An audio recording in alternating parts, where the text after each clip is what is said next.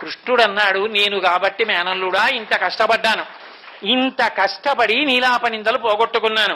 సామాన్యుడు ఎలా పోగొట్టుకుంటాడు రా? ఏడాదికోసారి ఈ శాపం ఉంటుందని నువ్వు ఇచ్చావు కదా, మరి ఎలా లోకం ఎలా ఉద్ధరింపబడుతుంది అన్నాడు. అంటే విఘ్నేశ్వరుడు అన్నాడు, మామయ్య మామయ్య, ఈ శమంతకోపాఖ్యానం కథని ఓసారి చెప్పుకుంటే చాలు, అక్షతలు వేసుకుంటే చంద్రుణ్ణి చూసినా కూడా నీలాపనిందలు రావు. ఒకవేళ శమంతకోపాఖ్యానం ఇన్ని మలుపులు సగం చెప్పాక మర్చిపోతే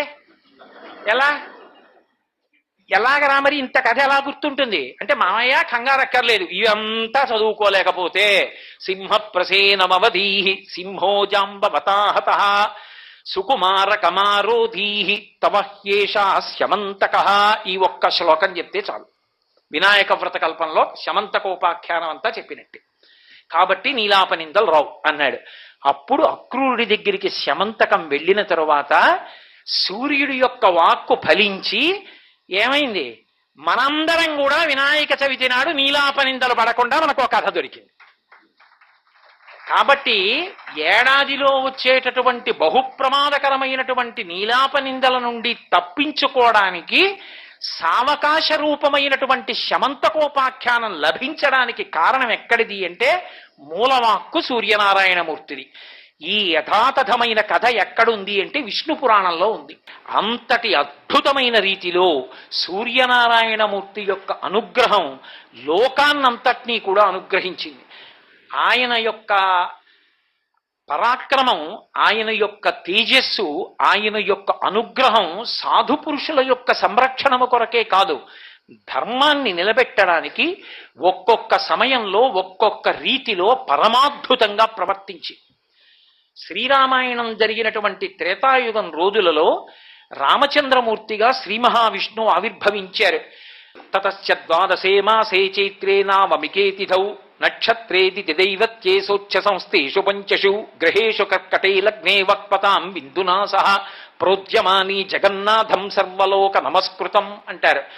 12 నెలలు కౌసల్యా గర్భవాసం చేసి సర్వలోక జగన్నాథుడైనటువంటి పరమాత్మ నరుడిగా ఆవిర్భవించాడు. ఎందుకు మనుష్యుడిగా రావాలి అంటే, రావణాసురుడికి వరం కాదు, తృణభూతహితామన్యే ప్రాణినో మానుషాదయ అన్నాడు. అసలు మనుష్యుల గురించి నేను వరవడగనన్నాడు బ్రహ్మగారితో. అసలు మనుష్యుల వలన చావుండకూడదని అడగను, ఎందుకంటే వాడు తృణంతో సమానం, గడ్డి పరకతో సమానం, వాళ్ళ గురించి అడగడం ఏమిటన్నాడు. కానీ మనుష్యుడు ఎంత గొప్పవాడో లోకానికి నిరూపించడానికి మహానుభావుడు నరుడిగా వచ్చి, నరుడిగా రావడం కోసమని కౌసల్యా గర్భవాసం 12 నెలలు చేసి బయటికి వచ్చాడు. వచ్చినటువంటి మహానుభావుడు నరుడిగా ప్రవర్తించినప్పుడు ఆయనకి సహాయపడడానికి, రావణ సంహారం చెయ్యడంలో రాముడికి ఉపకారం చెయ్యడానికి దేవతలందరూ తమ తమ అంశలతో వానరుల్ని సృజించారు. ఎందుకంటే వానరుల పేరు కూడా ఎత్తలేదు. అందుకే అంటారు హనుమ సుందరకాండలో, సుగ్రీవో నహిదేవో యమ్నాసురో నచరాక్షస నదానవో నగంధర్వో నయక్షో నచపన్నగ అంటారు. సుగ్రీవుడు కూడా గంధర్వుడు గాడు, యక్షుడు గాడు, పన్నగుడు గాడు. ఆయన వానరుడు, రాముడు నరుడు, వాళ్ళిద్దరూ కలిసి వస్తే రావణ నువ్వు నిలబడవంటారు. కాబట్టి ఇప్పుడు వానరులను సృష్టి చెయ్యాలి. దేవతలందరూ తమ తమ అంశలతో సృష్టి చేశారు. ఒకప్పుడు చతుర్ముఖ బ్రహ్మగారు గొప్ప తపస్సమాధిలో ఉన్నాడు. అంత తపస్సమాధిలో ఉండగా ఆనందభరితమైనటువంటి స్థితిలో ఉండి ఆయన రోమాంచితమై ఉన్నప్పుడు కన్నుల వెంట ఆనంద భాష్పములు పడ్డాయి. మనుష్య సృష్టిలా దేవతా సృష్టి ఉండదు.